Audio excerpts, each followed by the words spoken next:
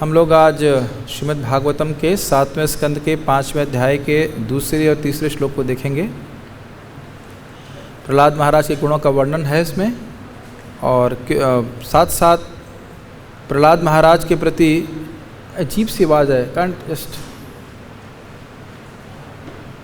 जो मैंने सेटिंग बताई बस वैसे ही रखिए, चेंज नहीं किया। मेरे संग ही क्यों होता है पता नहीं, मेरा कुछ कर्म है इस प्रकार से। उम्मीद है आप लोग को आवाज़ सुनाई पड़ रही होगी, समझ में आ रहा होगा मैं क्या बोल रहा हूँ। हिंदी बोल रहा हूँ कि इंग्लिश बोल रहा हूँ? हिंदी लग रही, ठीक है। तो हम लोग आज चर्चा करने वाले हैं, पहले मंगलाचरण करते हैं। ओम अज्ञानतिमिरान्धस्य ज्ञानाञ्जनशलाकया चक्षुरुन्मीलितं येन तस्मै श्रीगुरुवे नमः। श्रीचैतन्यमनोभीष्टं स्थापितं येन भूतले स्वयं रूपकदा मह्यं ददाति स्वपदान्तिकं। वन्देऽहं श्रीगुरुः श्रीयुतपदकमलं श्रीगुरून् वैष्णवांश्च श्रीरूपं साग्रजातं सहगणरघुनाथान्वितं तं सजीवं साद्वैतं सावधूतं परिजनसहितं कृष्णचैतन्यदेवं श्रीराधाकृष्णपादान् सहगणललिता श्रीविशाखान्वितंश्च। हे कृष्णा करुणा सिंधु दीनबंधु जगत्पते गोपेश गोपिका कांत राधाकांत नमोस्तुते। तप्त कांचन गौरांगे राधे वृंदावनेश्वरी वृषभानुसुते देवी प्रणमामि हरिप्रिये। वाञ्छाकल्पतरुभ्यश्च कृपा सिन्धुभ्यैव च पतितानां पावनेभ्यो वैष्णवेभ्यो नमो नमः। जय श्री कृष्ण चैतन्य प्रभु नित्यानंद श्री अद्वैत गदाधर शिवासादि गौर भक्तवृंद। हरे कृष्णा कृष्ण कृष्ण हरे हरे, हरे राम राम राम हरे हरे। ओम नमो भगवते वासुदेवाय। ओम नमो भगवते वासुदेवाय। ओम नमो भगवते वासुदेवाय। नारायणं नमस्कृत्य नरं चैव नरोत्तमं देवीं सरस्वतीं व्यासं ततो जयमुदीरयेत्।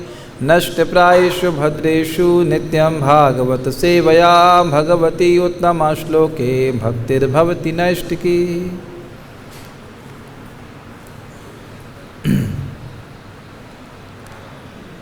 इससे पहले कि हम लोग इस श्लोक का आवृत्ति करें, हम लोग थोड़ा याद कर लें कथानक क्या है। तो अगर आप अध्याय 4 के 43वें श्लोक को दिखा सकें तो अच्छा होगा, भक्त लोग देख पाएंगे, और नहीं तो मैं यहाँ समझा ही रहा हूँ। 7वें स्कंद के 4वें अध्याय में 43 श्लोक तक हम लोगों ने प्रहलाद महाराज के गुणों का वर्णन श्रील नारद जी से सुना, और 43 में वो बोलते हैं कि हे राजा युधिष्ठिर, जब उस असुर हिरण्यकशिपु ने भक्त प्रहलाद को सताया, ने इस महान भाग्यशाली भक्त प्रहलाद को सताया था, यद्यपि वह उसका निजी पुत्र था। और ये बात भगवान विष्णु ने कही थी कि भले ही हिरण्यकशिपु बहुत तपस्वी है, लेकिन जब वह अपने भक्त पुत्र प्रहलाद को प्रताड़ित करेगा, मारने का प्रयास करेगा, तो मैं आकर के उसको मार दूंगा। तो प्रश्न अब ये बन रहा है युधिष्ठिर महाराज का कि जैसे पहले महाराज श्री बता रहे थे कि परम पूज्य वृंदावन चंद महाराज की कोई बेटा अगर बहुत ख़राब भी हो तो भी माता पिता उसे जान से नहीं मारते हैं। तो एक स्वाभाविक सी बात है कि युधिष्ठिर महाराज को संशय हो गया कि इतने अच्छे भक्त, इतना अच्छा पुत्र प्रहलाद महाराज के बारे में वर्णन हुआ, चारों पुत्रों में सबसे अच्छे थे, और वह इतने भक्ति में बढ़े चढ़े थे कि उसकी वजह से दूसरों को आह्लाद देने वाले थे, दूसरों को सुखी देने वाले थे, उनके मन को शमित करने वाले थे। तो ऐसे व्यक्ति, ऐसे बेटे को अपना ही पिता क्यों मारना चाहेगा? तो यही वो प्रश्न करते हैं। युधिष्ठिर महाराज कहते हैं कि हिरण्यकशिपु ने अपने शुद्ध तथा श्रेष्ठ संत प्रहलाद महाराज को अपना पुत्र होने पर भी इतना कष्ट क्यों दिया, इसको मैं जानना चाहता हूँ। फिर कहते हैं कि माता पिता तो सदा ही अपने बच्चों के प्रति वत्सल हों, चाहे बच्चा नालायक भी क्यों निकले, है कि नहीं।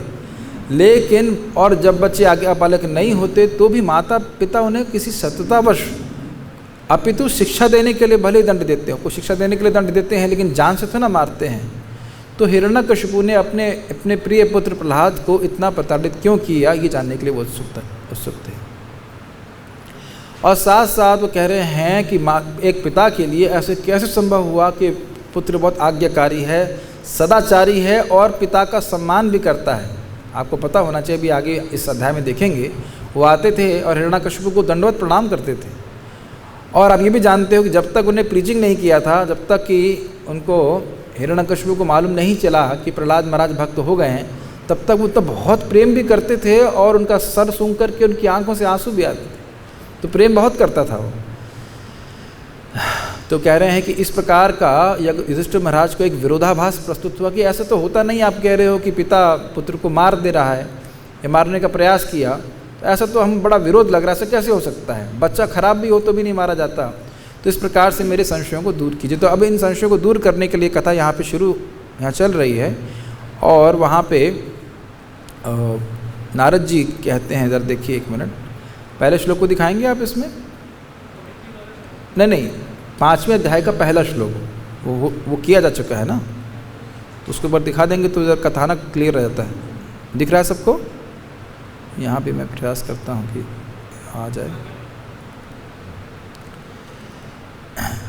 तो उसमें पहले वाले श्लोक में बोल रहे हैं कि इस पर नहीं दिख रहा है, क्या बोल रहे हैं? हाँ, तो उसके बाद अब यहाँ नारद जी बोलना शुरू कर रहे हैं। नारद जी कहते हैं कि हिरण्यकशिपु आदि असुरों ने शुक्राचार्य को अनुष्ठान संपन्न कराने के लिए पुरोहित के रूप में चुना। शुक्राचार्य जी के 2 पुत्र षंड तथा अमर्क हिरण्यकशिपु के महल के ही पास रहते थे। तो अब समझ लेना चाहिए कि इन 2 के बारे में इस श्लोक में चर्चा हो रही है। आज के श्लोक दिखाइए, यानी कि ये तौ शब्द यहाँ पे जो आप देख रहे हो, ये तौ शब्द षंड और अमर्क के बारे में हो रहा है कि इनकी पाठशाला जो कि महल के पास में थी, वहाँ पे प्रहलाद महाराज को भेजा गया। तो अब मेरे पीछे बोलिए, फ्लो समझ गए आप लोग? युधिष्ठिर महाराज पूछ रहे हैं कि इतने अच्छे बच्चे को, प्रहलाद को क्यों प्रताड़ित किया, और उनके मन में विरोधाभास आ रहा है। अब उन्होंने कहा यहाँ पे कि इस अध्याय की शुरुआत कैसे हुई कि शुक्राचार्य जी को असुरों के पुरोहित के रूप में स्वीकार किया गया और उनके 2 बेटे थे, उनका नाम था षंड और अमर्क, और वो उनकी पाठशाला हिरण्यकशिपु के महल के पास में ही थी और वहाँ पे प्रहलाद महाराज को भेजा गया। अब उसके बारे में हम चर्चा करने वाले हैं। मेरे पीछे बोलिए।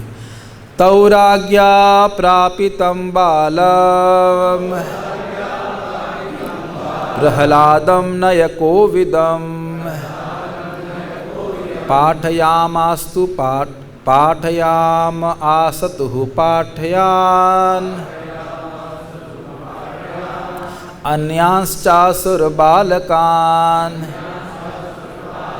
शब्दार्थ बोलिए। तौ वे दोनों षंड और अमर्क राज्ञा राजा द्वारा प्रापितम भेजे गए बालम बालक को प्रहलादम प्रहलाद नामक नयकोविदम नैतिक सिद्धांतों से परिचित पाठयामासतुः पढ़ाया करते पाठयान भौतिक ज्ञान की पुस्तकें अन्यान अन्य च भी असुर बालकान असुरों के बालकों को। अनुवाद। प्रहलाद महाराज पहले से ही भक्ति में निपुण थे, किंतु जब उनके पिता ने उन्हें पढ़ाने के लिए शुक्राचार्य के दोनों पुत्रों के पास भेजा तो उन दोनों ने उन्हें तथा अन्य असुर पुत्रों को अपनी पाठशाला में भर्ती कर लिया।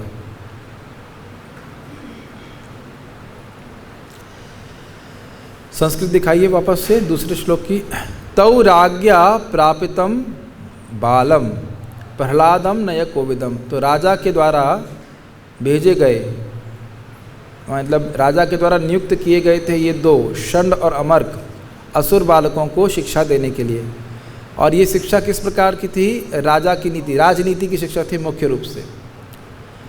अब यहाँ पे एक शब्द है नयकोविदम, मतलब नैतिक सिद्धांतों से पूरी तरह से परिचित, जो कि वास्तविक रूप से शिक्षा का उद्देश्य होता है। तो एक प्रश्न बनेगा, एक आचार्य प्रश्न उठाते हैं कि भाई जब वो नए कोविद थे, जब वो पहले से ही नीति सिद्धांतों को जानते थे तब क्यों भेजा? जब पहले से कोई व्यक्ति पढ़ा हुआ है तो उसको स्कूल भेजने की क्या ज़रूरत है? तो कह रहे हैं शब्द है बालम। हिरण्यकशिपु उनको एक बालक के रूप में ही देख रहा है। वह नहीं जान रहा है कि नारद जी ने जब वो माँ के गर्भ में थे तभी सारी शिक्षा पूर्ण करा दी थी।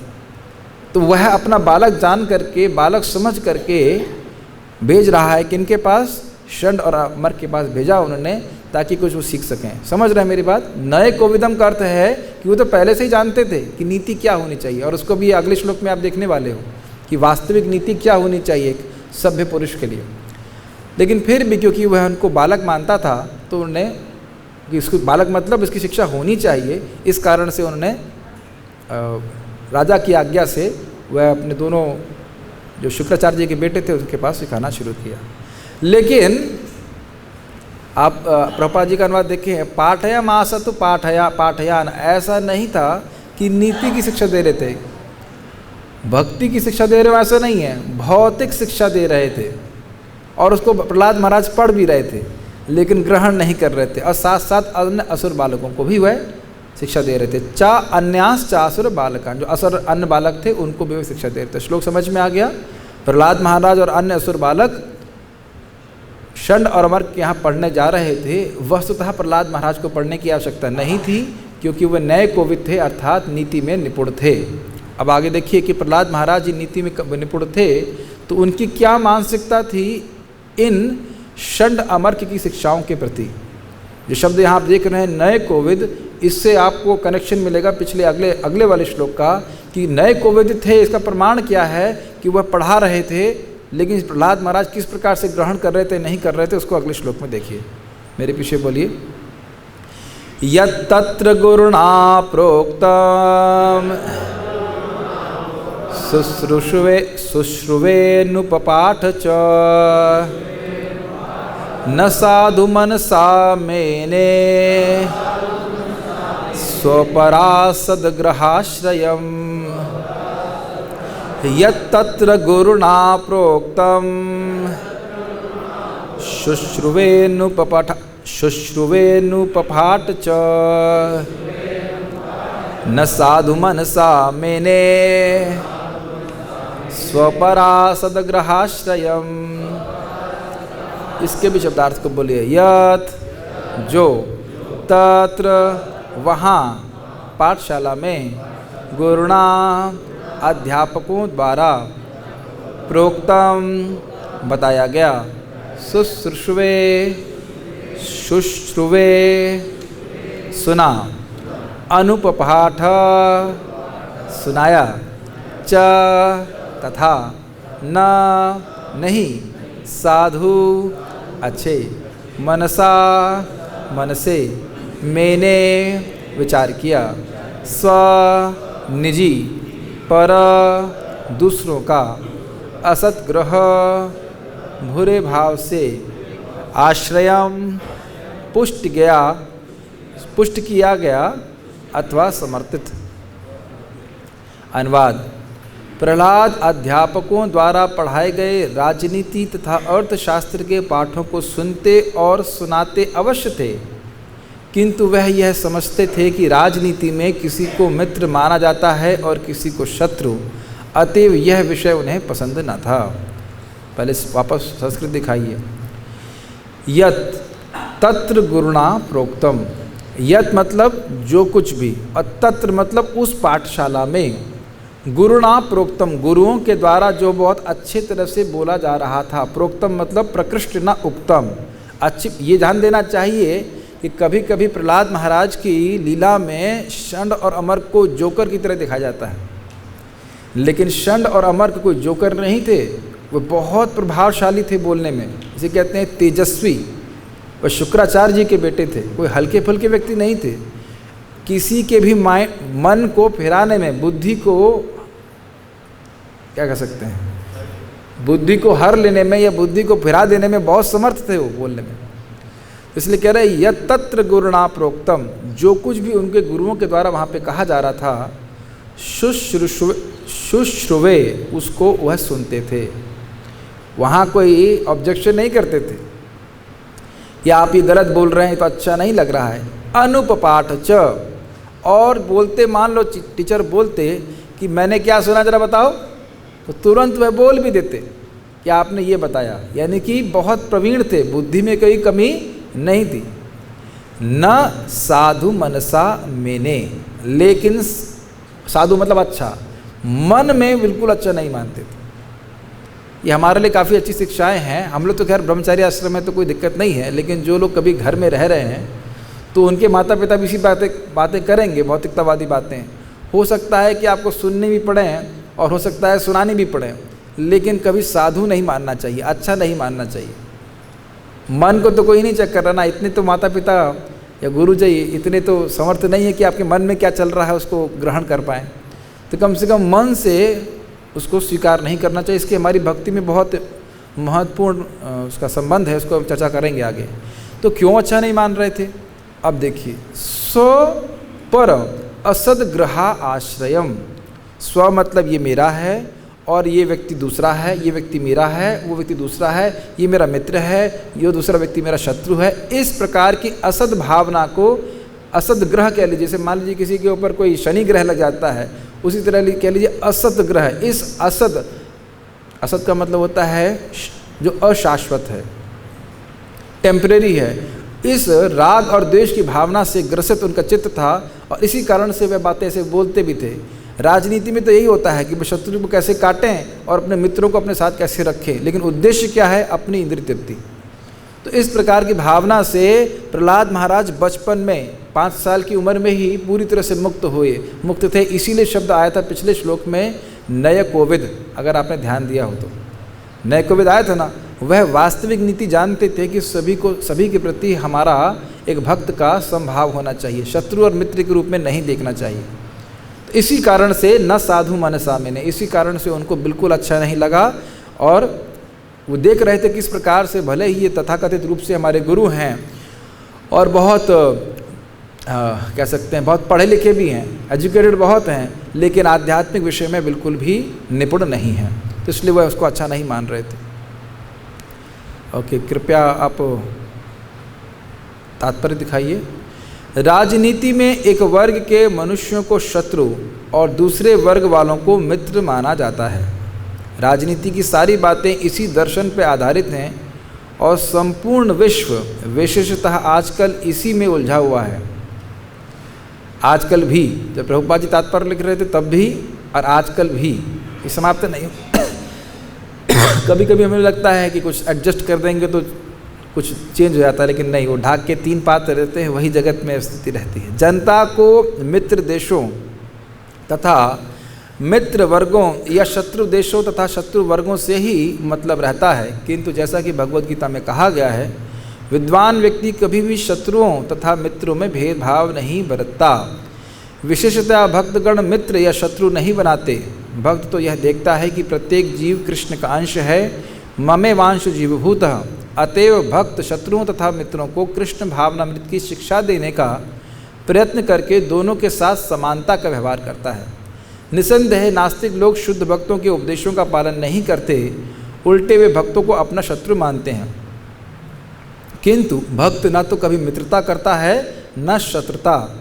यद्यपि प्रहलाद महाराज को षंड तथा अमर्क के उपदेश सुनने पड़ते थे, किंतु उन्हें मित्रों तथा शत्रुओं की यह विचारधारा जो राजनीति का मूल आधार है पसंद न थी। वे इस विचारधारा में रुचि नहीं रखते थे। तो इसमें हम कुछ पॉइंट्स को चर्चा करना चाहेंगे। देखिए, एक तो इम्पॉर्टेंट बात है, आप ये तो बात समझते हैं कि भारतीयों को पाकिस्तानियों से कोई दिक्कत नहीं है। अब एक कंट्रोवर्सी खड़ी हो जाएगी, क्योंकि मैं कुछ विशेष प्रयोजन लेकर के बोल रहा हूँ। भारतीयों को पाकिस्तानियों से कोई दिक्कत नहीं है, दिक्कत भारतीय नेताओं को पाकिस्तानी नेताओं से है। अब कुछ समझ में आ रहा है? आप जान रहे हो कि मैं नहीं समझता यहाँ पे कोई एक व्यक्ति उपस्थित है जिसको किसी मुसलमान ने परेशान किया होगा। किया है जीवन में आज तक? कोई आपको किया है? चलिए, कोई पाकिस्तानी आकर आपके यहाँ पे गोली मारी है किसी ने? नहीं किया। एक सामान्य सा व्यक्ति, मैं अब सोचिए ना, एक सामान्य सा व्यक्ति जो वहाँ पे मान लीजिए दूध बेच रहा है पाकिस्तान में, वहाँ उसको उग्रवादी बनने की प्रेरणा कौन दे रहे हैं? उसे खुद से कुछ नहीं आती प्रेरणा। जो लीडर हैं वह इस प्रकार से लोगों को इंगेज रखना चाहते हैं ताकि मूल विषय से वो हट जाए। लोग एक दूसरे को दुश्मन मानेंगे तो किसके बारे में सोचेंगे ज़रा बताइए? दुश्मन के बारे में सोचेंगे ना। कुछ ग्रहण कर पा रहे हैं इस बात को? माया के द्वारा ये झूठे दुश्मन और झूठे मित्र रचित कर दिए जाते हैं ताकि हम अपने असली शत्रु को न देख पाएं। Does it make sense? एक बार अब देखिए, जैसे कि आप सन 1900 में चले जाएं अगर थोड़ा सा, तो हमारा शत्रु कौन था? ब्रिटिशर्स। तो जहाँ तक हम पाकिस्तान मान रहे हैं वो सारे लोग मिल करके विरोध कर रहे थे इंग्लैंड वालों का। अब उसके बाद उन्होंने बांट दिया तो आपस में लड़के मरे जा रहे हैं। और प्रभुपाद इस बात को बहुत गंभीरता से कहते हैं कि मानव जीवन कुत्ते बिल्लियों की तरह लड़ने के लिए नहीं है। तो बात बड़ी कठोर लगेगी, लेकिन पूरा देश ही कुत्ते बिल्ली की मानसिकता से ग्रसित है।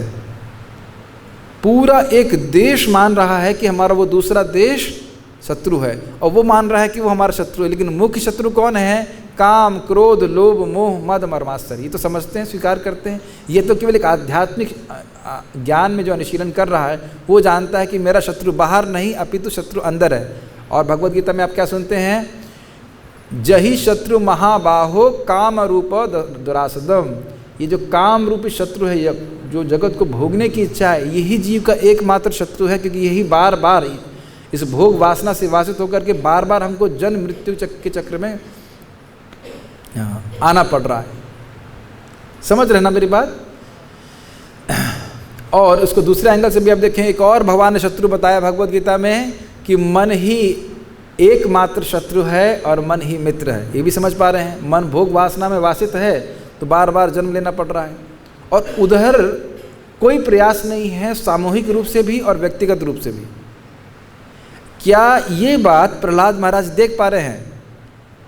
प्रहलाद महाराज अपने टीचर्स के अंधेपन को देख पा रहे हैं कि वह दूसरे को शत्रु देख रहे हैं, इसको मित्र मान रहे हैं, लेकिन वो ये नहीं समझ पा रहे हैं कि मुख्य शत्रु क्या है और मुख्य मित्र कौन सा है। यही भागवत में भी आप 11वें स्कंद में जाएंगे तो वहाँ पे भी, क्या ब्राह्मण का नाम था जो बहुत सहिष्णु थे? अवांतिकी ब्राह्मण। तो वहाँ भी यही बोलते हैं कि जो लोग उनके संग लोग बहुत दुर्व्यवहार करते, लेकिन उसको किसी के प्रति वह खराब उल्टा व्यवहार नहीं करते, झगड़ा नहीं करते, तो उनके भी वक्तव्य है कि एकमात्र शत्रु हमारा मन है। अब वो कैसे होता है शत्रु और मित्र का वर्गीकरण, उसको समझने का प्रयास कीजिए। देखिए, हम लोग आत्मा हैं, ये आप सिद्धांतिक रूप से जानते हो, और हम लोग भगवान के अंश हैं, हम सभी लोग, ठीक है, इसमें कोई ऊंच नीच नहीं है। लेकिन भगवान की एक शक्ति है, इसका नाम है अविद्या शक्ति। इसका नाम आपने सुना ही होगा। और अविद्या शक्ति के दो भाग हो जाते हैं। कल मैं क्लास में समझा रहा था, फिर से यहाँ पे रिपीट कर रहा हूँ। एक है, इसे कहते हैं आवरणात्मिक, और दूसरी होती है विक्षेपात्मिक। तो आवरणात्मिक शक्ति हमारे स्वरूप को ढक लेती है। प्रभुपाद जी ने यही बोला यहाँ पे तात्पर्य में कि वो समझ रहा है कि सभी जीव भगवान के अंश हैं। तो सभी का मतलब वो खुद को भी समझ रहा है। ऐसा नहीं कि सब लोग भगवान के अंश हैं और मैं नहीं हूँ। कुछ ग्रहण कर रहे हैं इस बात को? पहले व्यक्ति को स्वयं समझना होगा कि वह खुद भगवान का अंश है, भगवान उससे प्रेम करते हैं, तो समझेगा कि नहीं, भगवान तो सभी से प्रेम करते हैं। और जब हम ये समझेंगे कि मान लीजिए हमारे पिता के 7 बच्चे थे, अगर हम ये अनुभव करते हैं कि ये मेरे पिता हैं, तो समझेंगे कि अन्य लोग भी, अन्य बच्चे भी उन्हीं के ही बच्चे हैं पहले। लेकिन ये समझना होगा कि मैं इनका बेटा हूँ। कुछ समझ में आ रहा है? तो बहुत इजी बात है, कोई कठिन नहीं हो रहा समझने में। और जब हम देखेंगे कि पिता मुझसे प्रेम करते हैं, अगर उनके प्रेम का अनुभव मैं करूँगा तो मैं ये भी समझ पाऊँगा कि मेरे पिता अन्य बच्चों से भी प्रेम करते हैं। प्रभुपाद जी अपने उदाहरण में बोलते हैं, अगर कोई बड़ा लड़का कहे वो तो छोटा बच्चा है, वो तो बोल भी नहीं पाता, ऐसा करते उसे मार के हम खा जाते हैं, तो क्या पिता स्वीकार करेगा? नहीं स्वीकार करेगा। कुछ ग्रहण कर पा रहे हैं मैं क्या कह रहा हूँ? आजकल ये जो हम लोग बीमारी और परेशानी देख रहे हो, कारण क्या है?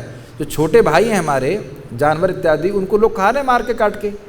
जिस प्रकार से इंसानों की मृत्यु हो रही है कोरोना के द्वारा, उसी प्रकार से सेल के सेल लगा करके मार रहे हैं ना जानवरों को। वहाँ तो कोई प्रतिरोध नहीं कर रहा है ना। अब जब उसकी पिटाई हो रही है तो लोग इतना हाहाकार कर रहे हैं, ऐसा क्यों हो रहा है, वैसा क्यों हो रहा है। तो हम खाली बात ही कर रहे थे कि तो हम बात कर रहे थे कि स्वरूप ढक जाने से क्या होता है। तो स्वरूप ढक जाने से हम ये नहीं समझ पा रहे हैं कि हम कौन हैं, भगवान के दास के रूप में अपनी स्थिति नहीं समझ पा रहे हैं, और दूसरों को भी नहीं समझ पाते। हम सोच रहे हैं कि जो लोग हमें दिख रहे हैं, जिनके शरीर दिख रहे हैं, वो व्यक्ति हैं। क्लियर? अब ये तो हो गया आवरणात्मिका, और उसके बाद होता है विक्षेपात्मिका। जो हम नहीं हैं उसमें हमारा मिथ्या अभिनिवेश करते हैं, जो कि यहाँ पे शब्द आया है, देखिए शब्द क्या है, असद ग्रह आश्रयम। जो असद वस्तु है, ये शरीर हमारा टेम्परेरी है, हमेशा रहने वाला नहीं है, इसको एकदम इसमें आश्रय लिया हुआ है कि हम यही वस्तु हैं, यही व्यक्ति हैं। कुछ ग्रहण कर रहे हैं इस बात को। इसी कारण से स्वपर बुद्धि होती है। जब मैं ये मानता हूँ कि मैं ये शरीर हूँ, शरीर से संबंधित वस्तुएं मेरी हैं, तो आगे ना स्व और पर। जो मेरे शरीर से संबंधित नहीं है वो मेरी नहीं है। कुछ ग्रहण कर पा रहे हैं? जो मैं शरीर हूँ और शरीर से संबंधित वस्तुएं मेरी हैं, और जो शरीर संबंधित नहीं है वो मेरी नहीं है। अहमता ममता ही तो समझते होंगे भक्त लोग। तो अब इसी में पूरा जीवन हमारा बीत जाता है, इस अहमता और ममता में, और इसका परिणाम क्या होगा? राग और द्वेष। जो वस्तुएं मेरी हैं उनमें राग, जो वस्तुएं मुझे इंद्रिय देती हैं या व्यक्ति मुझे कुछ भोग प्रदान करते हैं वो मुझे बड़े अच्छे लगते हैं, और जो मेरे भोग में बाधा डालते हैं उनको मैं ना ये बिल्कुल मुझे पसंद नहीं है। तो श्रील प्रभुपाद जी ने ये बात समझा रहे हैं कि व्यक्ति को इस भावना से व्यक्ति को मुक्त होना चाहिए, और पूरा पूरा देश इस भावना से भावित हो सकता है कि ये व्यक्ति दूसरा है, ये व्यक्ति मेरा है, इत्यादि इत्यादि ऐसे करके। मैंने थोड़ा सा कहीं हिस्ट्री पढ़ी थी वर्ल्ड वॉर के बारे में, तो चाइना की मदद करी थी अमेरिका ने जापान से युद्ध करने के लिए, द्वितीय विश्व युद्ध ने। अब देखिए वो जापान की मदद कर रहा है चाइना से युद्ध करने के लिए। तो आप देखिए शत्रु और मित्र का निर्धारण करने का क्या मूल क्या कह सकते हैं, क्राइटेरिया को क्या कहेंगे हिंदी में, आधार है इंद्रिय तृप्ति सामूहिक रूप से या व्यक्तिगत रूप से। समझ रहे हैं इस बात को? तो ये व्यक्ति को जितना जल्दी हो समझ लेना चाहिए कि मेरा इस जगत में कोई शत्रु या मित्र नहीं है। और प्रभुपाद जिसको बहुत अच्छी तरह से समझा रहे हैं। एक बार एक व्यक्ति प्रभुपाद से पूछने लगा, ब्रह्मभूता प्रसन्नात्मा न शोचति न कांक्षति समः सर्वेषु भूतेषु मद भक्ति लभते पराम। तो जो ब्रह्मभूत अवस्था में होता है उसको सबके प्रति सम रहना चाहिए। आप तो सम नहीं हैं, कुछ लोगों को आप भक्त देख रहे हैं, कुछ लोगों को नहीं देख रहे हैं, ऐसा इत्यादि। तो प्रभुपाद ने कहा हाँ हो सकता है, ये बात सही है आपकी, लेकिन देखिए हम जब भक्ति का प्रचार कर रहे हैं तब तो ऐसा कोई नहीं भेदभाव देख रहे हैं कि इसको मिलना चाहिए इसको नहीं मिलना चाहिए। जा रे देखो तारे कहो कृष्ण उपदेश। तो हमारी समता किस दृष्टि से है? जो प्रभुपाद ने तात्पर्य में कहा कि सभी को भक्ति देने का मौका दें। यही चतुश्लोकी भागवत में एक तात्पर्य बहुत सुंदर बात प्रभुपाद जी लिखते हैं कि चाहे कोई व्यक्ति अच्छा हो, चाहे वो बुरा हो, चाहे वो एजुकेटेड हो, चाहे अनएजुकेटेड हो, चाहे वो उच्छृंखल हो, कैसा भी हो, सबको भक्ति देने का मौका, भक्ति करने का मौका दिया जाना चाहिए। तो ये एक भक्त का समदृष्टि है। क्या है समदृष्टि हमारे लिए? और ये प्रैक्टिकल लगता है कि नहीं आपको? क्या ये प्रैक्टिकल लगता है कि हम सभी के बारे में सोचें कि वो भगवान के भक्त बन जाएं? अरे भाई प्रचार नहीं करिए, मैं ये नहीं कह रहा हूँ प्रचार मत करिए, मैं कह रहा मान लो प्रचार नहीं कर सकते किसी भी कारणवश, कोरोना की वजह से है या असमर्थता समझ रहे हैं, लेकिन क्या ये सोचने में भी कठिनाई है कि सभी लोग भगवान के भक्त बने?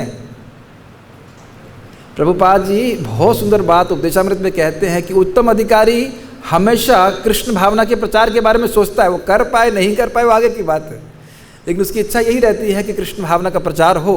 क्यों होती है चाहिए भी सोच लेना चाहिए। वह समझ रहा है अपने व्यक्तिगत अनुभव से, साधना से, भक्ति करके कि मैं भक्ति करके कितना सुखी हूँ। अरे सुखी नहीं है तो कम से कम शांत तो है, मन में शांति तो है, कम से कम इतनी वासना नहीं कि आज ये करना है, आज वो बनाना है, आज ये करना है। तो अपने स्वयं के व्यक्तिगत अनुभव के कारण व्यक्ति दूसरों को भी कृष्ण भावना देना चाहेगा। तो जो अच्छे से साधना करता है, भक्ति करता है, उसके मन में भावना आ ही जाती है कि मेरे शत्रु और मित्र नहीं हैं। मुझे एक ब्रह्मचारी मेरे मित्र हैं, वो बता रहे थे कि जब वो घर में थे तो उनकी अपने चाचा जी से लड़ाई झगड़ा हुआ था और उन्होंने उनको हाथ पैर भी तोड़ दिए थे अपने चाचा जी के। लेकिन जब वो अब भक्त बन गए तो कहते अब उनके प्रति मेरी कोई नेगेटिव भावना नहीं है। उन्होंने कहा थोड़ा पहले आ जाती थी तो चाचा जी के हाथ पैर नहीं टूटते, लेकिन ये हो जाता है। जो द्वेष की भावना है वह भगवान का नाम जप करने वाले के हृदय से अपने आप ही गायब हो जाती है। तो इस प्रकार से वह सभी जीवों को भगवान के अंश के रूप में देखेगा और उनकी मदद करने का प्रयास करेगा भगवान की भक्ति में आने का, क्यों जानता है कि इसके अलावा और कोई तरीका नहीं। एक और इंटरेस्टिंग बात है कि चलो हाँ भक्त तो शत्रु के रूप में नहीं देखेगा, लेकिन अन्य लोग तो भक्तों को शत्रु के रूप में देख सकते हैं कि नहीं, भले ही वह शत्रुता नहीं कर रहा है। अभी आप देखने वाले हो कि नहीं, हिरण्यकशिपु प्रहलाद महाराज को शत्रु क्यों मान रहा है? ये तो देख रहे हैं ना कि हो रहा है ऐसा। तो देखिए, भक्त की दृष्टि यही होती है कि देखिए मेरा कुछ प्रारब्ध कर्म इस प्रकार का है जो ये व्यक्ति मेरे से बुरा बर्ताव कर रहा है, इसका भी अभ्यास करना चाहिए। इतना आसान नहीं होता है, लेकिन मेरा ही प्रारब्ध कर्म है कि इसकी वजह से ये व्यक्ति मेरे से बुरा बर्ताव कर रहा है। ये पूरी तरह से असमर्थ है इस प्रकार का व्यवहार न करने में। ये लाइन समझ में आई? He is helpless to not behave in the way he is behaving. परमात्मा के रूप में भगवान उसको ऐसा प्रेरित ही कर रहे हैं ताकि वो मेरा कर्म मुझे भोग लिया जाए, और मुझे भगवान की कृपा से बहुत कम कर्म भोगना पड़ रहा है। आप कभी देखते हैं ना, कुछ भी नहीं किया है कोई व्यक्ति आपसे, या कोई भक्त है या कोई व्यक्ति है आपको बुरा मानने लगता है, तो आप क्या कर सकते हैं बताइए? कभी कभी तो बात भी नहीं होती है और लोग बुरा मानने लग जाते हैं। तो व्यक्ति को समझता है, जो भक्त है वो समझता है कि यह तो मेरे खुद के किए गए कर्मों का प्रभाव है, इसके लिए उस व्यक्ति को मैं दोष नहीं दे सकता। और अगर कोई व्यक्ति भक्ति में हमारी मदद करता है, भक्ति में आगे बढ़ने के लिए, तो उससे भक्त लोग मित्रता करते हैं, भक्तों से मित्रता करते हैं। लेकिन इस आधार पर मित्रता नहीं करते हैं कि वो कितनी इंद्रिय तृप्ति मेरे को दे रहा है। ये बात बहुत सूक्ष्म है, थोड़ा समझने का प्रयास कीजिए। ऐसा नहीं है कि भक्त लोग मैत्री नहीं करते। क्या है? प्रेम मैत्री कृपा अपेक्षा यह करोति समध्यमा। जो भगवान से प्रेम करता है और भक्तों से मैत्री करता है, और जो बालिश हैं उन पे दया करता है। बालिश का मतलब होता है जो भक्ति के बारे में नहीं जानते हैं लेकिन जानना चाहते हैं या जान सकते हैं, और द्वेषी लोगों की उपेक्षा करता है। तो ये मध्यम अधिकारी का वर्णन हो रहा है, लक्षणों का। मैं बहुत तेज़ जा रहा हूँ या समझ में आ रहा है मैं क्या कह रहा हूँ? ठीक है। तो मैत्री शब्द वहाँ पे आया है, तो आप ऐसे नहीं कह सकते कि भक्त लोग मैत्री नहीं करते, लेकिन मित्रता का आधार इंद्रिय तृप्ति नहीं अपितु कृष्ण की सेवा है। ये बात है मैत्री की, समझ लेना चाहिए इस बात को। तो यहाँ पे भक्त कैसे शत्रु और मित्रों से ऊपर उठ सकता है, तो वह भी हमने सीखा। और यह भी सीखा कि हमें प्रहलाद महाराज को ये बात क्यों पसंद नहीं थी, क्योंकि यह असदग्रह आश्रय था। तो यहाँ तक तो क्लास पूरी हो गई। इस संबंध में मैं कुछ कहना चाह रहा था। हमारे पास 20 मिनट हैं, देखते हैं चर्चा में कितना बढ़ा सकते हैं आगे। आप लोगों ने तृणादपि सुनिचेना, ये गुण आप प्रहलाद महाराज में देख रहे हैं, और काफ़ी दिन से मेरी इच्छा थी भक्तों से कुछ चर्चा करने की, उसके बारे में मैं कुछ कहना चाहता हूँ। तृणादपि सुनिचेना तरोरपि सहिष्णुना अमानिना मान देना कीर्तनिया सदा हरि। तो महाप्रभु ने कहा कि अगर इस श्लोक का कोई आश्रय लेता है तो बड़ी आसानी से भगवत प्रेम उसके हृदय में जागृत हो जाता है। तो इसके ऊपर श्रील भक्तिविनोद ठाकुर जी ने टीका लिखी है, तो मैं कुछ उस पर मतलब एक सेक्शन को बोलने का प्रयास करूँगा। अगर इससे पहले कि अगर यहाँ तक कोई प्रश्न है तो मैं ले लेता हूँ, नहीं तो फिर हम इसको चर्चा को आगे बढ़ाएंगे। कोई प्रश्न है यहाँ तक? ओके, इस विषय वस्तु के संबंध में। ओके, तो तृणादपि सुनिचेना हम देखते हैं कि अगले जब भी प्रवचन मिलेगा तो उसको आगे बढ़ाएंगे हम लोग।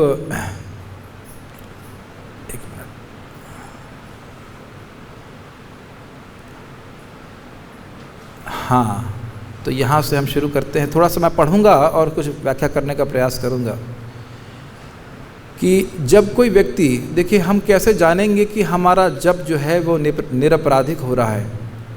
उसको तृणादपि सुनिचेना से लिंक करते हुए कहते हैं भक्तिविनोद ठाकुर जी कि जब कोई व्यक्ति निरपराधिक रूप से नाम जप करता है तो उसमें 4 प्रकार के लक्षण देखे जाते हैं।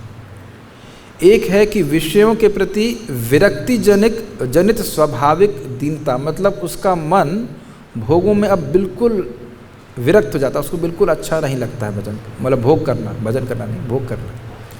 अपने आप ही आहार निद्रा भय मैथुन आदि से विरक्ति हो जाती है। भले सोना पड़े क्योंकि शरीर की आवश्यकता है, लेकिन उसे लगता है कि मैं कहाँ समय व्यर्थ कर रहा हूँ। जैसे कि आप रघुनाथ दास गोस्वामी जी के बारे में श्रवण करते ही हैं ना, वो 1.5 घंटा मात्र सोते थे और 3 दिन में एक कप छाछ पीते थे। वो क्या सोचते थे कि अरे मैं कितनी तृप्ति कर रहा हूँ। तो पहला गुण क्या आप समझ रहे हैं? विरक्ति होती है व्यक्ति को इस जगत से और भोगों से। दूसरा है मत्सरता रहित निर्मल दया। जैसा भी आप यहाँ पे देख रहे थे, मत्सर मतलब अरे ये व्यक्ति इतना आगे क्यों उठ रहा है ऊपर, शत्रु की भावना आ जाती है कि नहीं, ये मेरा शत्रु है, ये मुझसे आगे उठ रहा है। तो ना, क्योंकि जगत में किसी भी वस्तु के प्रति आसक्ति नहीं है भोगों के लिए, इस कारण से उनके हृदय से मत्सरता पूरी चली जाती है। भगवान के नाम का सहज प्रभाव है, समझना चाहिए कि ये आत्मा के गुण हैं। और निर्मल दया, ऐसा नहीं कि ये व्यक्ति मेरे लिए कुछ करेगा तब मैं दया करूँगा, यह भी होता है। सोपाधिक दया में क्या करते हैं, ये व्यक्ति मेरे कुछ अनुकूल बर्ताव कर रहा है तो मैं दया करूँगा, लेकिन नहीं, इस प्रकार का नहीं, सभी जीवों पर वो दया करना। उसके बाद जड़ीय मिथ्याभिमान से रहित हृदय की निर्मलता, मतलब यही भाव कि मैं ये शरीर हूँ, इसे कहते हैं जड़ मिथ्याभिमान। ये शरीर जड़ है कि नहीं, देख रहे हैं ना, जड़। और हमारा सूक्ष्म शरीर भी जड़ है कि नहीं, हमारा सूक्ष्म शरीर जड़ है या नहीं है? स्थूल शरीर जड़ है, और क्या सूक्ष्म शरीर जड़ है? वह भी जड़ है, वो चैतन्य वस्तु नहीं है। तो अपनी पहचान इस स्थूल शरीर से करना या सूक्ष्म शरीर से करना, यह दोनों ही मिथ्या अभिमान जनित हैं। कुछ कठिन हो रहा है, समझ में आ रहा है, ठीक है। और चौथा है सभी के प्रति यथा योग्य सम्मान की भावना। तो 4 बातें कुछ कुछ ग्रहण कर पाए। एक है विषयों के प्रति विरक्ति, दूसरा है सभी के प्रति निर्मल दया, तीसरा है जड़ीय मिथ्याभिमान, मतलब अपने इसको शरीर मानना, इससे व्यक्ति मुक्त होता है, और सभी के प्रति यथा योग्य सम्मान की भावना। और जैसे जैसे ये गुण प्रकाशित होते जाते हैं, अगर हम निरपराधिक रूप से हरि नाम कर रहे हैं, तो भगवान का प्रेम हमको निश्चित रूप से प्राप्त होगा। ये 4 पॉइंट भक्ति ठाकुर जी बोलते हैं। अभी होता कैसे है? आप कहोगे कि भाई ये साधन है कि ये साध्यावस्था है?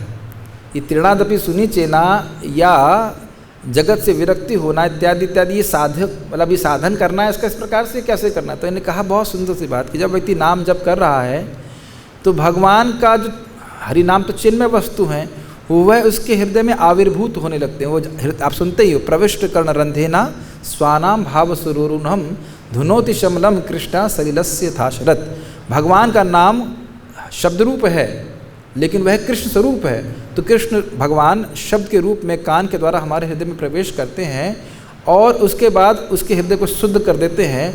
तो वह समझता है क्या है कि मैं, हर वो जो साधक है वह अपने आप समझेगा कि मैं स्वरूप से ही अणु चैतन्य हूँ, बहुत छोटा हूँ, बहुत सूक्ष्म हूँ। हमारे गुरु महाराज संबंध में बोल रहे थे कि अगर किसी व्यक्ति को कृष्ण भगवान श्री कृष्ण की महिमा का थोड़ा सा भी अनुभव है, तो पहला वस्तु उसके जीवन में या पहला परिवर्तन उसके हृदय में इस प्रकार से आएगा कि वो बहुत नम्र हो जाएगा। मैं इसी बात को बोलना क्या फोकस करना चाहता हूँ। अणु चैतन्य समझना, चैतन्य मतलब कॉन्शियस और अणु मतलब बहुत छोटा। नहीं तो हमारा जो मिथ्याभिमान है उसमें हम क्या सोचते हैं, जानते नहीं मैं कौन हूँ, मैं दिखा दूंगा कि मैं कौन हूँ। पहले खुद तो देख लो कि तुम कौन हो। क्या इस प्रकार की हमने भाषा का उपयोग करते हुए लोगों को सुना है? या कई बार हमारे भले हम बोले नहीं लेकिन मन में तो आ ही जाता है, दिखाऊंगा तुमको, बाहर आओ तो मैं दिखाऊंगा ऐसा बात बोलते हैं कि नहीं कई बार? तो समझ रहा है व्यक्ति, नहीं समझ पा रहा है कि वह एक अणु चैतन्य आत्मा है। एक पॉइंट जो प्रभुपाद जहाँ बोल रहे थे ना कि हम भगवान के अंश हैं और अन्य सभी भगवान के अंश हैं, तो ये अनुभूति व्यक्ति को हरि नाम के द्वारा अपने आप होने लगती है। इसीलिए प्रभुपाद जी बार बार बोल रहे हैं हरे कृष्ण मंत्र बोलो और हरे कृष्ण मंत्र श्रवण करो। अब इस विज्ञान को समझ रहे हैं, जब हम कान से श्रवण कर रहे हैं तो भगवान हमारे हृदय में प्रवेश करके धीरे धीरे धीरे करके आविर्भूत होने लगते, प्रकट होने लगते। जैसे आप जानते ही हैं कि माली हो या से बीज करे आरोपण, श्रवण कीर्तन जले करो सिंचन। तो ये जो भक्ति का बीज है गुरु से प्राप्त हुआ हमको, अब हमको माली होकर के इसे श्रवण कीर्तन के जल से पोषना है। तो धीरे धीरे उसी बीज से कुछ अंकुर निकलता है, फिर वो पेड़ होता है। इसी प्रकार से भगवान का स्वरूप, भगवान की चिन्मय तत्व, भगवान का नाम की महिमा हमारे हृदय में प्रकाशित होने लगती है। तब व्यक्ति समझता है कि मैं कोई व्यक्ति विशेष नहीं हूँ, भगवान की कृपा से कुछ भक्ति कर पा रहा हूँ। ये सहज रूप से हृदय में आना चाहिए। तो देखिए, यह एक साधक को, हम सभी लोगों को आत्मावलोकन करना चाहिए, आत्मनिरीक्षण करना चाहिए कि हम जब तो कर रहे हैं, बहुत अच्छी बात है और करना चाहिए भी, और हम ध्यानपूर्वक करने का भी प्रयास कर रहे हैं, लेकिन क्या ये भावना हमारे हृदय में उदित हो रही है कि हम भगवान के अंश हैं? और ये होता है जब आप नाम जब अच्छे से करेंगे, स्वाभाविक रूप से भावना से हम विरक्त होते चले जाएंगे कि मैं इस जगत का हूँ। भाई जैसे हमारे बहुत सारे स्टूडेंट्स भी यहाँ पे हैं, तो स्वाभाविक रूप से आप ये तो नहीं सोच रहे हो कि आपका घर है, आप एक गेस्ट के रूप में आए हो, मतलब मैं नहीं चाह रहा हूँ कि आप गेस्ट के रूप में आए, आप तो यही मैं चाहूँगा कि आप यही माने कि यही आपका घर है, और वास्तविक रूप से यही घर ही है वृंदावन धाम। लेकिन स्वाभाविक रूप से भावना है ना कि मेरा घर वॉटेवर इटावा में है, या कहाँ अलग अलग अयोध्या में है, फैजाबाद में है, ये भावना है ना, सामान्यतः भावना होती है। तो इसी प्रकार से हमारी भावना होने लग जाएगी, और इस will be a constant meditation, ये लगातार रहने वाली मनोभावना रहेगी कि हम इस जगत के नहीं हैं। क्या हम लोग इस जगत के हैं? ये तो सत्य बात है कि नहीं है, लेकिन खाली माने बैठे हुए हैं कि हम जगत के हैं, और इसी आधार पर हमारी बाकी सारी इमारत बनती है कि मैं इस जगत का हूँ, इस जगत में मुझे महान बनना है, मुझे बहुत प्रसिद्ध बनना है, और उसके बाद मच्छर की तरह मसल दिए जाना है। होता है कि नहीं? अभी हमने सुना कि हमारे एक रिश्तेदार हैं, उनके जेठ या कुछ होंगे, जो भी परिवार के सब व्यक्ति को कोरोना हो गया, और जो मुखिया थे उनको भी कोरोना हो गया, वो मर गए, और उनको नगर निगम के लोग ऐसे लेके गए जैसे कि पशु को लेके जाते। और कितना सोचा होगा उन्होंने कि हम अपने परिवार के लिए ये करेंगे, हमने इतना पैसा इकट्ठा कर लिया, ये कर लेंगे, वो कर लेंगे। और जैसे आपने देखा होगा कि बरसात में कीड़े हो जाते हैं कि नहीं, और रात में होते हैं, सुबह मर जाते हैं, झाड़ू से क्लियर कर दिया जाता है। तो क्या इस प्रकार का जीवन व्यक्ति को जीना है? वह खुद प्रश्न कर ले। लेकिन भगवान का नाम जब करता है तो स्वाभाविक रूप से उसके हृदय में भावना आती है कि मेरा जड़ीय विषयों से कोई भी प्रयोजन नहीं है, इन भौतिक विषयों से मेरा कोई प्रयोजन नहीं है। इस प्रकार की विरक्ति उसके हृदय में आती है। साथ साथ यह भी वह मानता है, समझता है कि मैं भगवान कृष्ण से विमुख हुआ हूँ, इस कारण से ये मेरी दशा है। भगवान इसके लिए इसका दायित्व नहीं है। यह नहीं सोचता है कि भगवान मुझे लात मार कर इस जगत में भेजे ना, ये मेरी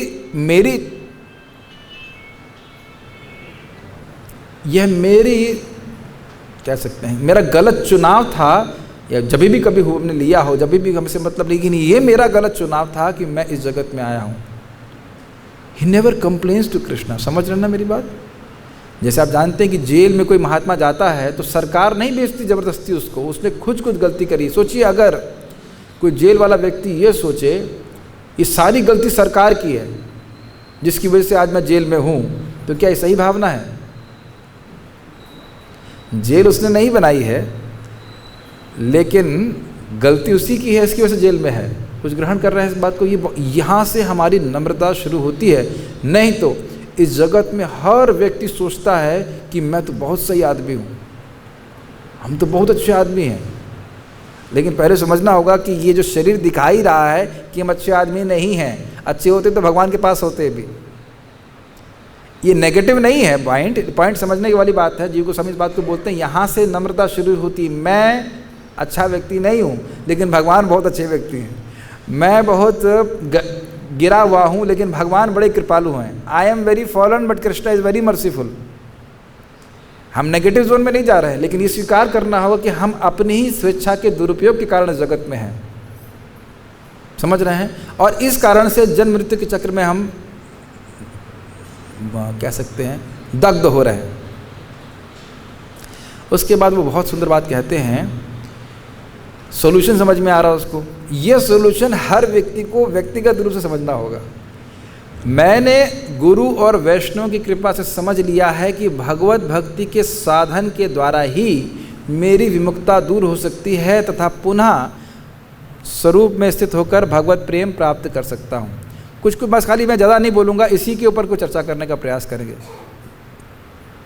बहुत अच्छी बातें हैं। पहली बात ये थी, भगवान का नाम उसके हृदय में प्रकाशित हुआ, पॉइंट नंबर 1। दूसरा, वह अपने स्वरूप को समझ रहा है कि वह बहुत अणु है, बहुत छोटा है और उसका जगत से कोई प्रयोजन नहीं है। तीसरा, अपनी स्थिति के कारण को समझ रहा है कि भगवान कृष्ण से विमुख होने के कारण मैं इस जगत में हूँ। ठीक? अरे ये बताइए, जब हम जगत में कोई बीमारी हो जाती है तो क्या हम उसमें वितर्क नहीं करते हैं कि बीमारी हमारी क्यों हुई? इसमें नेगेटिव होने की क्या बात है? मान लीजिए किसी को खांसी लग रही है, जुकाम हो रहा है, तो व्यक्ति सोचेगा ना कि मैंने कुछ ऐसी वस्तु खा ली होंगी जिसकी वजह से मुझे जुकाम हुआ। इतना वितर्क तो हर व्यक्ति करता है, कोई नेगेटिव जोन में तो ना जाता है। फिर व्यक्ति सोचता है कि मैं किस प्रकार से अपनी बीमारी का इलाज करूं। क्या आप लोगों को लगता है कि किसी बीमारी का इलाज बिल्कुल ठीक प्रकार से करने के लिए आवश्यक है कि हम जाने कि हम बीमार हैं? ये कोई ज़रूरत नहीं है। ये बात समझ में आ रही है आप लोगों को? जब हम लोग किसी बीमारी की दवा, हमारा किसी बीमारी की दवा को लेने का आग्रह तभी होता है जब हम ये मानते हैं और जानते हैं कि हमारी बीमारी क्या है, नहीं? और हमें लगे हमें ठीक है तो कोई कहीं दवा खाओ तो खाएंगे कभी। जैसे भी मुझे मालूम चला कि भाई बुखार उखार जो हो रहा आजकल, मेरे को हमारे एक मित्र नहीं हमारे रिश्तेदार हैं, वो डॉक्टर हैं, तो उन्होंने बताया कि भाई ये 3 दवा खाओ और एक दवा खाओ तो बुखार तुरंत उतर जाता है, चाहे कैसा भी बुखार हो। तो जिस भी व्यक्ति को बुखार के लिए बताते हैं तो उनका बड़ा, जिनको बुखार होता है और उनको समझ में आ रहा है कि उन्हें बुखार है, और उनको ये भी समझ में आ रहा है कि बुखार कम करना है, बढ़ाना नहीं है, मेरी बातें समझ रहे होंगे, कुछ कटाक्ष में कह रहा हूँ मैं, तब व्यक्ति बड़ा आग्रही हो जाता है। वो दवा कहाँ मिलेगी, अच्छा कितनी बूंद खानी है, ऐसे कैसे खाना है। आज सुबह ही हमारे एक भक्त हमारे आश्रम में बीमार थे, तो उन्होंने कहा अच्छा दवा कैसे खानी है प्रभु जी। तो दवा खाने का आग्रह के पीछे आधार क्या है, कुछ बता सकते हैं? दवा खाने का जो आग्रह है कि मैं दवा किस प्रकार ठीक से खाऊं, उसका आधार क्या है, कौन सा ज्ञान है? कि मैं बीमार हूं। पहले तो ये समझना जरूरी है कि मैं बीमार हूं, तब व्यक्ति आग्रही होगा दवा को ठीक से खाने के लिए। और आप इस श्लोक से संबंध देख सकते हैं, स्व पर परासद ग्रहाश्रयम। जो व्यक्ति इसी में पड़ा हुआ है कि शत्रु है, ये मित्र है, वह अपनी बीमारी को कि मैं इस जगत का हूँ ही नहीं, इस जगत के शत्रु मित्र से मेरा कोई प्रयोजन ही नहीं है, वो कहाँ समझेगा? अंधा है ना उस बात से। और मैंने दूसरी बात आपको बताई थी कि भौतिक भोगों को बढ़ाना अर्थात अपने बुखार को बढ़ाने की बात करना। तो अगर कोई कहे इस दवा को लूँगा तो मेरा भी टेम्परेचर 103 है, क्या 104 हो जाएगा? तो यह भी लोग कभी कभी सोचते हैं कि हम हरे कृष्ण कर रहे हैं तो क्या हम भौतिक रूप से संपन्न हो जाएंगे, क्या हमारा नौकरी लग जाएगी, हमारा ये हो जाएगा, हमारी स्त्री मिल जाएगी। ये इसके लिए भजन करना नहीं चाहिए बुद्धिमान व्यक्ति जो है। ऐसे तो देखिए भक्ति किसी भी तरह से कीजिए ठीक है, लेकिन जो वाकई जिसको ज्ञान हुआ वह समझ रहा है कि इसे भक्ति क्यों करना चाहिए।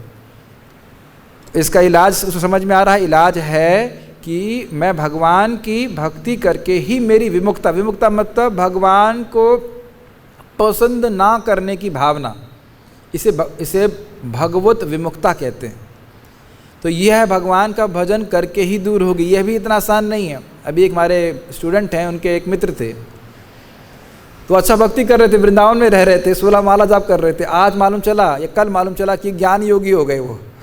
मैंने कहा हे भगवान, देखिए वृंदावन में आकर के भी भक्तों का, शुद्ध भक्तों का संग प्राप्त करके, प्रभुपाद जी की पुस्तकों को पढ़ करके भी अब वो कह रहे नहीं ज्ञान योग श्रेष्ठ है। और जबकि भागवत क्या कहती है, श्रेया श्रुतिम भक्ति मुदस्त वे ते विभो क्लिश्यन्ति ये केवल बोध लब्धये तेषाम असौ क्लेशल एव शिष्यते नान्यद यथा स्थूल तुषावघातिना।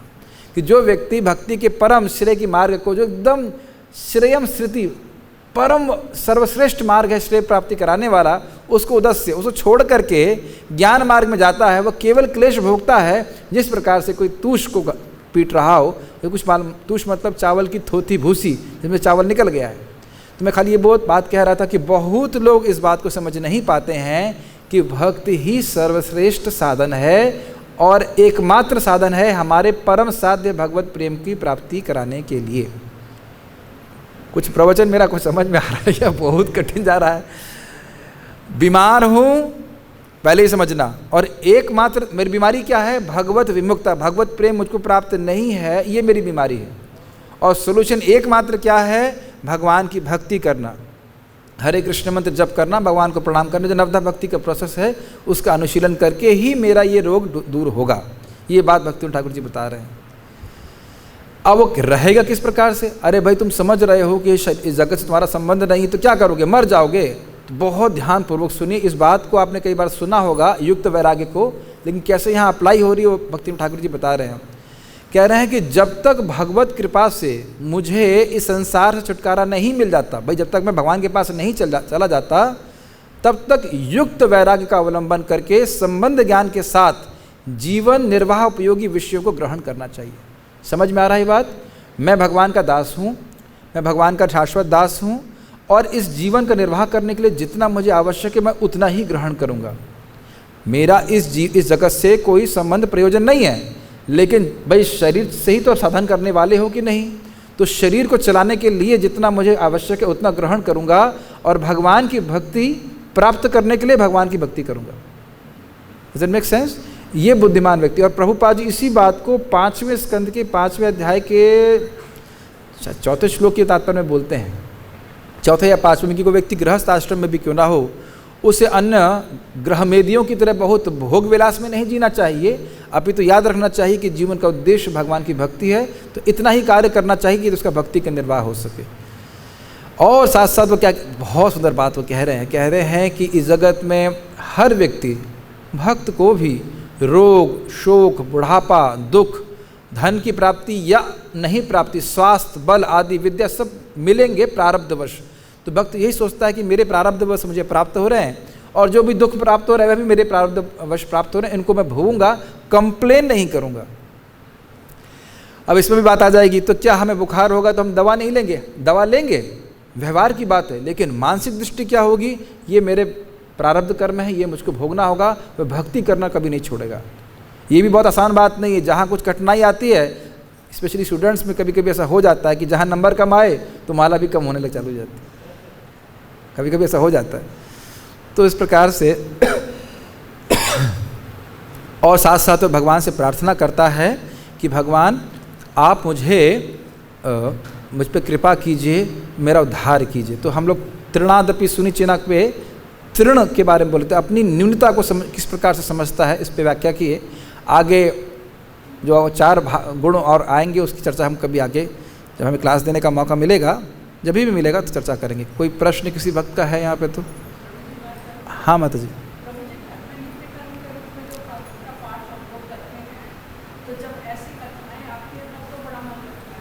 हाँ, आप ये कह रही हैं कि जब कथा आती है तो अच्छा लगता है और सिद्धांत आता है तो अच्छा नहीं लगता है। अब देखिए, मैं कुछ बोलूँगा तो लगेगा कि मैं एडवर्टाइजमेंट कर रहा हूँ, लेकिन अभी जैसे आप लोग यहाँ जो हैं, इसके अलावा भी यहाँ पे 69 लोग जूम पे सुन रहे हैं, तो हम लोग रोज़ शाम को जूम पे क्लास देते हैं और आप तब सिद्धांत सुनिएगा, आपको अच्छा लगेगा। सिद्धांत मैं नहीं कह रहा हूँ कि मैं बोल रहा हूँ, आचार्यों की टीकाओं को हम लेकर के चर्चा करते हैं रोज़ गौशाला में। आप स्वागत है, आप आ सकते हो, और नहीं तो आप जूम पे सुनिए। और मैं समझता हूँ भक्तों को सबको अच्छा ही लगता है। इन लोगों को पैसे नहीं दिए मैंने बैठने के लिए ठीक है नहीं, केवल 2 टाइम प्रसाद हम देते हैं बस, इसीलिए आ जाते हैं क्लास में। तो सिद्धांत जो है ना, वो सिद्धांत को अगर ठीक से श्रवण करें तो बहुत अच्छा लगता है। हम लोग श्रीधर स्वामी जी की टीका, प्रभुपाद जी की टीका, चक्रवर्ती पाद की टीका लेके पहले श्लोक पे 17 दिन प्रवचन किए, पहले श्लोक पे। तो जिसकी रुचि है वो जूम के माध्यम से जुड़ सकता है। शाम को भी 6:30 से क्लास होती है, आप में उसी क्लास के बाद लिंक ले सकते हैं और श्रवण कर सकते हैं, आपको बहुत अच्छा लगेगा। मैं बोल रहा हूँ वो बात नहीं है, वो खाली जो यथावत वस्तु उसको यथावत प्रस्तुत किया जाए तो बहुत अच्छा लगता है। सिद्धांत सुनकर तो और आनंद आता है। तो ऐसा नहीं है। हाँ, ये होता क्या है कि हम स्वयं समझ नहीं पाते। जैसे मान लीजिए असत शब्द आ गया, सत असत आ गया, कार्य कारण आ गया, जब कुछ कठिन शब्द आ जाते हैं वो ग्रहण नहीं होते, समझ में नहीं आता, तो फिर हम कहते छोड़ो क्या करना। जिससे मुझे याद है, जब मैं बहुत पहले 2004 में भागवतम कभी कभी पढ़ता था तो मुझे लगता था कि ये इतनी प्रार्थनाएं क्यों हैं इसमें। अरे एक प्रार्थना हो गई ना, वैसे ही सेम टू सेम प्रार्थना ध्रुव महाराज भी कर रहे हैं, प्रहलाद महाराज भी कर रहे हैं। इतनी प्रार्थना डालने की क्या जरूरत है। लेकिन अब जब हम टीकाएँ पढ़ते हैं और उसको और समझ पाते हैं तो लगता है वाह कितना सुंदर प्रार्थना है, इसके शब्दों का कितना सुंदर सुंदर अर्थ है। तो आप उसको अगर हेल्प चाहते हैं तो इस प्रकार से प्राप्त कर सकते हैं। FM पे नहीं ब्रॉडकास्ट करते, FM नहीं हमारे पास, ठीक है। ओके, कुछ भक्त लोग प्रश्न कर रहे हैं, मेरा भौतिक विषयों से कोई प्रयोजन नहीं है तो परिवार छोड़ देना चाहिए? नहीं नहीं नहीं, ऐसा नहीं बोला जा रहा है। या वो निभाना चाहिए ये सोचकर कि कृष्ण ने ही परिवार दिया है और इस जगत में परिवार के माध्यम से लाया गया हूँ भगवान की व्यवस्था से। बिल्कुल सही विचारधारा है। जो भी परिवार है भाई, जैसे मान लीजिए कोई माता जी हैं तो भगवान का भोग बनाकर प्रसाद खिलाइए। भाई ये सोचिए ना कि जितने लोग कोरोना से में मर रहे हैं, अगर उनको एक बार प्रसाद भी खिला दिया जाए तो कम से कम मानव जीवन तो मिलेगा। इस जन्म में तो कुछ भक्ति कर नहीं रहे हैं। मैंने सुना कि पंकज आंगे प्रभु को कोरोना हो गया, वो एडमिट हो गए तो अस्पताल में भी प्रसाद बांट रहे हैं। तो उन्हें अपने मरने जीने की चिंता नहीं है। भक्त तो जान ही रहा है कि मैं पिता भगवान के पास जा रहा हूँ, लेकिन अभी भी मतलब यही विचार कर रहे हैं कि कैसे प्रसाद लोगों को मिल जाए। कितना शक्तिशाली है। तो इस प्रकार से करना चाहिए। घर परिवार के बच्चों को भी मैं देख रहा हूँ, हमारे जूम पे बहुत सारे डिवोटीज आते हैं तो उनके बच्चे भी अब जब करना शुरू कर दिए। और मैं सोच रहा था कि हम लोग जैसे अब मॉर्निंग प्रोग्राम करते हैं, हमारे संग जूम पे डिवोटीज मंगल आरती करते हैं, जपा करते हैं, गुरु पूजा करते हैं, क्लास भी आते हैं। तो सोचिए कोई छोटा बच्चा बार बार देख रहा है कि मेरी माँ सुबह से क्या कर रही है तो स्वाभाविक है कि बच्चा कुछ तो माला पकड़ेगा ना, ग्रहण। आप सोचिए अपने, हम लोग बचपन से भक्ति नहीं कर रहे हैं, कोई कर रहा है बचपन से? नहीं। तो मान लीजिए अपनी पिताजी और माताजी को या दोनों में से किसी एक को आप देखते सुबह 4:30 से 4 बजे से मेरी माँ और 9 बजे तक भजन कर रही हैं, तो मन में नहीं आएगा कि पिताजी कर क्या रहे, क्यों कर रही हैं? और मैं देख रहा हूँ जूम पे जो बच्चे हैं वह भी जुड़ने लग गए, वह भी नाम जप करने लग गए। कथा में तो आते हैं नहीं आते हैं पता नहीं, लेकिन कम से कम जप करने लग गए। ये बड़ा प्रभाव होता है कि मेरी माँ कर क्या रही है। हम लोग क्या देखे, माता जी को टीवी देखते हुए देखा या रामायण देखते हुए देखा होगा, अगर और थोड़ा पीछे चले जाएं तो वही हम लोग करते। ये बहुत बहुत सिद्धांत है, यद यद आचरति श्रेष्ठस तत् तद एव इतरो जनः, सीधी बात। तो उसके लिए भी अगर कोई आना चाहते हैं तो सुबह हमारे संग ज्वाइन कर सकते हैं, यहीं मंगल आरती हम इत्यादि दिखाते हैं। एडवर्टाइजमेंट कर भी रहे हैं, नहीं भी कर रहे, जो भी कह दीजिए, ठीक है। यहाँ आसन पर देखकर, ठीक है, हाँ ठीक है, और कोई प्रश्न नहीं है? हाँ, एक प्रश्न है कि सूक्ष्म शरीर जड़ कैसे है। तो देखिए, जड़ और चेतन की व्याख्या आपको समझनी होगी। चेतन मतलब सचेत। आप लोग हैं ना यहाँ पे क्लास में, सब लोग व्यक्तिगत रूप से समझ रहे ना, क्लास में हैं, ये माइक समझ रहा है, तो ये है जड़ वस्तु। तो शरीर हमारा जड़ है, उसमें चेतना नहीं है। और जो हमारा सूक्ष्म शरीर है वह भी मन, बुद्धि और अहंकार के द्वारा बना है। और इसको भगवान ने गीता में क्या कहा है, भिन्न प्रकृति, ये भिन्न है, ये अचेतन है।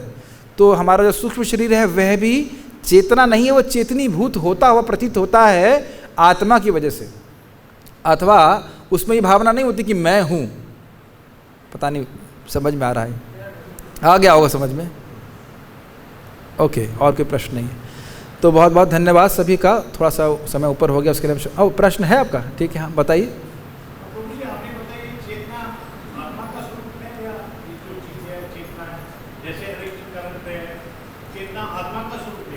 चेतना आत्मा का स्वरूप नहीं, चेतना आत्मा का गुण है। और उसको किस प्रकार से लक्षित करते हैं, मैं हूँ और मैं अन्यों से अलग हूँ। इसे चेतना, इसे आत्मा की स्वरूपभूत ज्ञान शक्ति कहा जाता है। ये आत्मा में हमेशा रहता है, मैं हूँ और मैं अन्य से भिन्न हूँ। देखिए, हाँ आप देखिए, शब्द पकड़िए। चित्त एक अलग शब्द है और चेतना अलग शब्द है। चित्त मतलब, वैसे तो चित्त का अर्थ है दूषित चेतना, अगर ऐसे भी कह सकते हैं, लेकिन आत्मा की चेतना शुद्ध होती है। तो चित्त जो हम बोलते हैं वो मन, बुद्धि, अहंकार, अलग अलग नाम रखे जाते हैं, वही वस्तु है। सूक्ष्म शरीर को ही आप चित्त कह सकते हैं, ठीक है। तो वो चित्त जो हम बात करते हैं वह हमारा सूक्ष्म शरीर है। और जब वह पवित्र हो जाता है भगवान का नाम जप करके, भक्ति करके, तो हम वो एक दर्पण की तरह है जिसमें हम अपने आप को देख पाएंगे। हम दर्पण नहीं हैं, समझ रहे ना, हम दर्पण नहीं, लेकिन दर्पण गंदा है तो अपने को नहीं देख पाएंगे, ठीक है। चेतना आत्मा की प्रॉपर्टी है और चित्त तो सूक्ष्म शरीर से संबंधित। ओके, बहुत बहुत धन्यवाद। श्रील प्रभुपाद की जय, श्रीमद् भागवत महापुराण की जय। निताय गौर प्रेमानंद।